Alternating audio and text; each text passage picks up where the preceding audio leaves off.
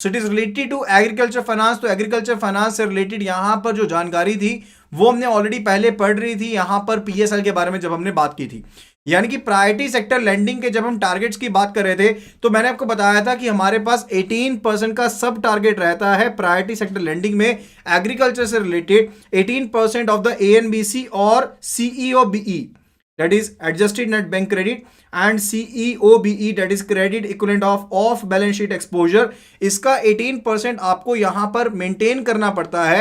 And यहां पर जल्दी से जल्दी बता दीजिए कि small farmer and marginal farmer के लिए जो हमारा सब टारगेट था वो कितना था। Kindly do answer at the earliest कि स्मॉल फार्मर मार्जिनल फार्मर के लिए जो हमारे पास यहां पर सब टारगेट था वो कितना था, जल्दी से जल्दी बता दीजिए। एंड साथ में मैंने आपको यहां पर बताया था कि एग्रीकल्चर की यहां पर एक्टिविटीज को 3 पार्ट्स में डिवाइड किया गया है।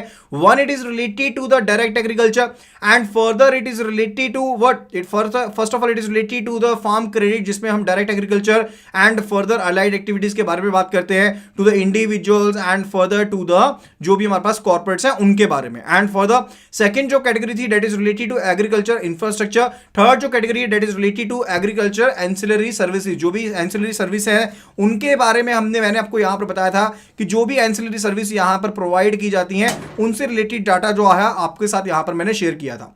तो यहां पर स्मॉल फार्मर मार्जिनल फार्मर का जो यहां पर हमारे पास रहता है कवरेज रहता है under the priority sector lending, पहले वो 8% का था जिसे अब यहां पर इंक्रीज करके कर दिया गया है 10%, यानी कि पहले ये यहां पर 8% का था लेकिन अब इसे यहां पर कर दिया गया है 10% कर दिया गया है। एंड फेज्ड मैनर में आपको इसे अचीव करना है। Is that clear? तो ये जो कैटेगरीज रहने वाली हैं उनको मैं दोबारा से यहां पर डिस्कस नहीं करने वाला हूं, ठीक है, कि एग्रीकल्चर क्रेडिट में क्या है एंड फार्म क्रेडिट में क्या है and further related to agriculture में हमारे पास इंफ्रास्ट्रक्चर में क्या चीजें रहेंगी, उन चीजों को हम ऑलरेडी डिस्कस कर चुके हैं तो इनको यहां पर मैं स्किप कर देता हूं। जो सीधा हम यहां पर कवर अप करने वाले हैं that is related to KCC scheme, that is Kisan credit card scheme के बारे में हम यहां पर बात करने वाले हैं। That is KCC scheme and T M Bhasin जो वर्किंग ग्रुप था उनके जो हेड में यहां पर वो बेसिकली हेड थे यहां पर वर्किंग ग्रुप के, टीएम भसीन जी यहां पर वर्किंग ग्रुप के हेड थे जिनकी रिकमेंडेशंस के बेस पर यहां पर केसीसी स्कीम को इंप्लीमेंट किया गया था 1994 में। एंड फर्दर ये जो स्कीम है रीजनल रूरल बैंक्स के द्वारा जो कोऑपरेटिव्स हैं जो कमर्शियल बैंक्स हैं वो सभी यहां पर केसीसी स्कीम को यहां पर इंप्लीमेंट करते हैं। एंड फर्दर ये शॉर्ट टर्म रिक्वायरमेंट्स है जो यहां पर फार्मर्स की वो कल्टीवेशन ऑफ क्रॉप्स को लेकर हो सकती है, पोस्ट हार्वेस्टिंग को लेकर हो सकती है एंड कंजम्पशन रिक्वायरमेंट्स हो सकती है, या फिर पर्सनल एक्सीडेंट इंश्योरेंस कवरेज हो गया, या फिर वर्किंग कैपिटल की रिक्वायरमेंट्स होगी। उन सभी रिक्वायरमेंट्स को यहां पर ये स्कीम जो है वो ये कवर अप करती है। अब यहां पर ये स्कीम जो है वो मार्जिनल फार्मर्स के लिए एंड फर्दर जो बाकी सभी फार्मर्स हैं उनके लिए भी एग्जिस्ट करती है, यानी कि ये जो स्कीम है यहां पर जो शेयर क्रॉपर्स हैं, ऑरल लेसीज हैं, एसएचजीज हैं, जेएलजीज हैं, इंडिविजुअल्स हैं, सभी पर्संस को यहां पर कवर अप करती है।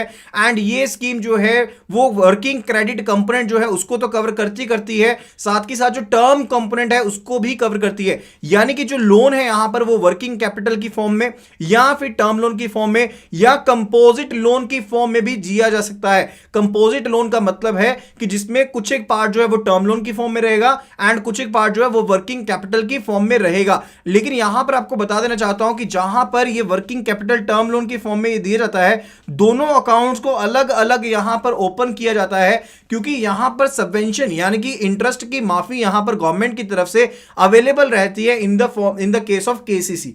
तो वो किस तरह से अवेलेबल रहती है वो भी हम यहां पर बात करेंगे एंड स्केल ऑफ फाइनेंस किस तरह से देखते हैं यहां पर उसके बारे में भी हम देख लेते हैं कि किस फार्मर को कितना यहां पर लेंडिंग की जाएगी उसके बारे में भी देख लेंगे। तो सबसे पहले हम बात करने वाले हैं for the farmers other than the marginal farmers. तो मार्जिनल फार्मर्स वो फार्मर्स होते हैं जिनकी जो लैंड होल्डिंग है वो 1 हेक्टेयर यानी कि 2.5 एकड़ तक की है, उनको हम यहां पर मार्जिनल फार्मर कहते हैं। अब यहां पर मार्जिनल फार्मर की डेफिनेशन में जिसमें हम यहां पर कवरेज करने वाले हैं इसमें हम सिर्फ और सिर्फ ओरल लेसी शेयर क्रॉपर्स की बात करने वाले हैं या फिर एसएचजी जेएलजी के मेंबर्स की बात करने वाले हैं, ठीक है। फिलहाल के लिए हम यहां पर बात कर रहे हैं उन फार्मर्स के बारे में जिनके पास कोई ना कोई लैंड होल्डिंग है, चाहे वो लीज के ऊपर से लेकर के लैंड को या फिर अपनी लैंड को लेकर के यहां पर जो है वो यहां पर एग्रीकल्चर एक्टिविटीज में जुड़े हुए हैं। ओके तो यहां पर ये जो स्कीम है, केसीसी की स्कीम है, ये 5 साल के लिए यहां पर जो कार्ड है वो यहां पर इशू किया जाता है। अब यहां पर इसके लिए कार्ड के लिए पहले साल की लिमिट को किस तरह से बनाया जाएगा उसके बारे में देख लेते हैं। डिफरेंट बैंक्स में यहां पर मैच्योरिटी जो है वो अलग अलग भी रहती है। कई बैंक जो है वो 3 साल के लिए कर रहे हैं, कई बैंक जो है वो 5 साल के लिए कर रहे हैं। लेकिन जो यहां पर वर्किंग ग्रुप की रिकमेंडेशंस के हिसाब से था, जो उन्होंने मॉडल के हिसाब से यहां पर तैयार किया, वहां पर 5 ईयर्स का ही रेफरेंस दिया गया है। तो पहले साल के लिए यहां पर शॉर्ट टर्म लिमिट किस तरह से हम यहां पर देखेंगे उसके बारे में देख लेते हैं। सबसे पहले फैक्टर जो हम देखेंगे दैट इज रिलेटेड टू कि कितनी क्रॉप्स को यहां पर कल्टीवेट किया जा रहा है पीस ऑफ लैंड के ऊपर। So let us take the case कि ये पीस ऑफ लैंड है जिसके ऊपर हमने यहां पर खेती बाड़ी करनी है। Let us take the case कि यहां पर ये 1 एकड़ एरिया है, दिस इज 1 एकड़ एरिया एंड फर्दर यहां पर जो फार्मर है उसने सिर्फ और सिर्फ एक ही यहां पर क्रॉप को कल्टीवेट करना है। मान लीजिए एक क्रॉप को यहां पर कल्टीवेट करना है जिसको एसएलबीसी यानी कि जो स्टेट लेवल बैंकिंग कमेटी है उसने यहां पर इस क्रॉप के लिए यहां पर जो यहां पर स्केल ऑफ फाइनेंस सेट किया है, let us take it 18,000 rupees per एकड़। यहां पर इसे सेट किया गया है 18,000 रुपीज पर एकड़ के हिसाब से यहां पर इसे सेट किया गया है। तो स्केल ऑफ फाइनेंस को एक्सटेंट ऑफ एरिया कल्टीवेटेड के साथ हम क्या कर देंगे, मल्टीप्लाई कर देंगे। तो स्केल ऑफ फाइनेंस को हम यहां पर एक्सटेंट ऑफ एरिया कल्टीवेटेड के साथ क्या कर देंगे, मल्टीप्लाई कर देंगे। जैसे कि स्केल ऑफ फाइनेंस यहां पर है हमारे पास 18,000 रुपीज का एंड फर्दर एरिया कल्टीवेटेड है 1 एकड़ का, तो उसके साथ हमने मल्टीप्लाई कर दिया। प्लस इसमें हम 10% लिमिट और साथ में दे सकते हैं, यानी कि इस स्केल ऑफ फाइनेंस के बेस पर 10% की लिमिट यहां पर और दी जा सकती है, जो कि पोस्ट हार्वेस्टिंग के एक्सपेंसेस के लिए, हाउस होल्ड के एक्सपेंसेस के लिए या फिर कंजम्पशन रिक्वायरमेंट्स के लिए होगा। इसी तरह से यहां पर 20% जो है और यहां पर दिया जाएगा, लिमिट के साथ दिया जाएगा, which will be towards repairs and maintenance of expenses of the farm assets. यानी कि जितने भी फार्म एसेट्स हैं उनकी रिपेयर के लिए, उनकी मेंटेनेंस के लिए जो खर्चा हो सकता है उसको साथ में शामिल करना।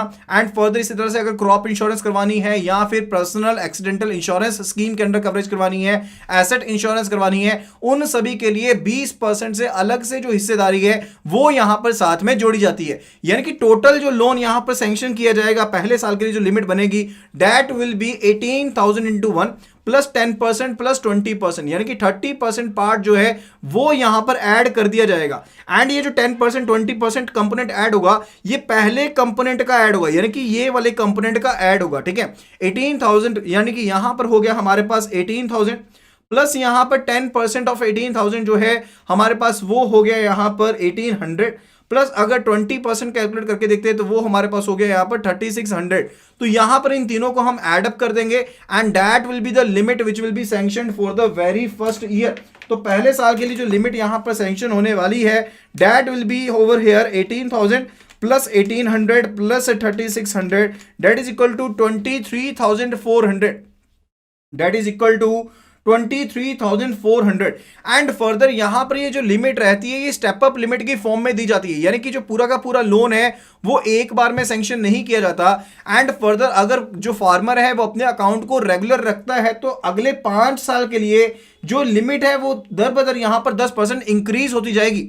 तो यानी कि पहले साल के लिए लिमिट यहां पर सेट कर दी हमने स्केल ऑफ फाइनेंस एंड सभी चीजों को ध्यान में रखते हुए। उसके बाद दूसरे साल के लिए यहां पर 10% एक्सीड हो जाएगा अमाउंट, सो यहां पर प्लस 10% कर देंगे दैट इज 25,750। इसी तरह से 10% और ऐड कर देंगे that is equal to 28,314 and further for the other years till 5 years। And maximum जो अमाउंट यहां पर हमारे पास आएगा after the 5 year that will be the amount sanction, that will be the amount sanction to the farmer, जो कि sanction amount किया गया है। लेकिन उसमें से जो अमाउंट डिसबर्स किया जाएगा पहले साल के लिए वो इतना रहेगा।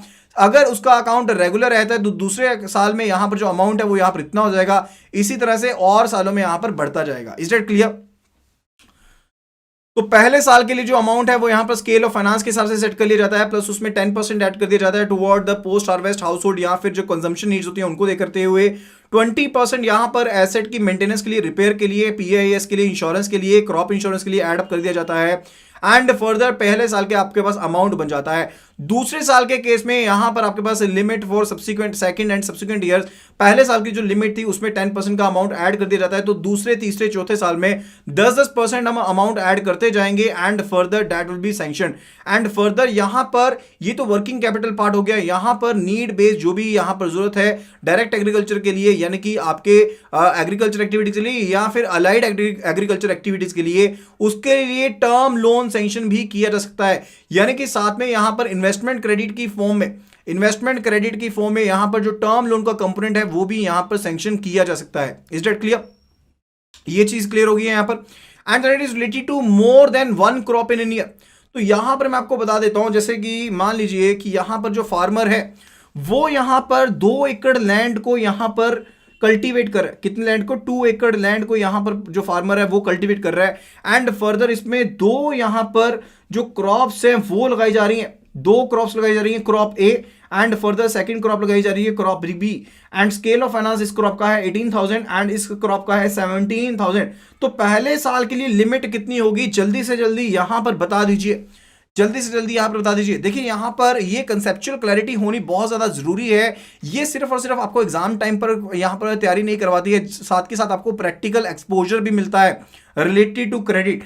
तो केसीसी के लिए जो स्कीम बनती है, यहां पर देखिए आपके पास क्रॉप ए है एंड क्रॉप बी है, तो यहां पर मेरे पास जो स्केल ऑफ फाइनेंस है दैट इज 18,000 मल्टीप्लाइड बाय जो मेरे पास यहां पर बेनिफिटेड एरिया है जिसके ऊपर मैं कल्टीवेशन कर रहा हूं वो 2 एकड़ की है, प्लस यहां पर सेकंड क्रॉप है जिसका स्केल ऑफ फाइनेंस 17,000 है, प्लस बेनिफिटेड एरिया उसके केस में भी मैं 2 एकड़ का ही ले रहा हूं। ठीक है, तो यहां पर मेरे पास पहले साल के लिए यहां पर जो पहले यहां पर बन रही है स्केल ऑफ फाइनेंस के बेस पर लिमिट बन रही है that will B it. And plus इसमें 10% ऐड कर देंगे post harvest and house hold के लिए, 20% ऐड कर देंगे यहां पर रिपेयर मेंटेनेंस के लिए। तो यहां पर इस तरह से मेरे पास पहले साल की लिमिट बन जाएगी। So what it would be 36,000 plus 34,000 and plus 10% plus 20%, 10% plus 20%, तो ये हमारे पास हो गया यहां पर 70,000। तो ये हमारे पास हो गया 70,000 and 70,000 plus 10% and plus 20%, so it will be 70,000 plus 10%. So or we can simply say 70,000 plus 30%, that will be equal to 91,000. तो यहां पर पहले साल की जो लिमिट बनेगी दैट विल बी 91,000। तो यहां पर किरण रे जी ने बिल्कुल सही आंसर किया है, that is equal to 91,000। And for the subsequent years के लिए सेकंड थर्ड फोर्थ ईयर के लिए यहां पर 10% ऐड करते जाना है, यहां पर 10% ऐड करते जाना है। तो यहां पर दूसरे साल की जो लिमिट बन गई है वो बन गई है 1,01,000 एंड फॉर द इसके बाद बनेगी हमारे पास प्लस 10% और ऐड कर देते हैं, दैट विल बी 110,110। तो इस तरह से आपके पास सब्सिक्वेंट ईयर्स के लिए लिमिट बन जाएगी। 5वें साल में जाकर के जो लिमिट बनेगी, लेट अस सपोज कि 5वें साल में जाकर के आपके पास जो लिमिट बनी वो बन गई 1,40,000 की, वो बन गई 1,40,000 की। तो यहां पर जो सैंक्शन लिमिट होगी वो 1,40,000 की होगी एंड पहले साल के लिए जो अमाउंट अलाउ किया जाएगा वो 91,000 किया जाएगा। Then for second year this amount will be allowed. तो इस तरह से अमाउंट इंक्रीज होता जाएगा। Is that clear? ये चीज यहां पर क्लियर हो गई है। So that is related to कि आप लिमिट को किस तरह से यहां पर कैलकुलेट करते हैं, किस तरह से लिमिट को कैलकुलेट करते हैं।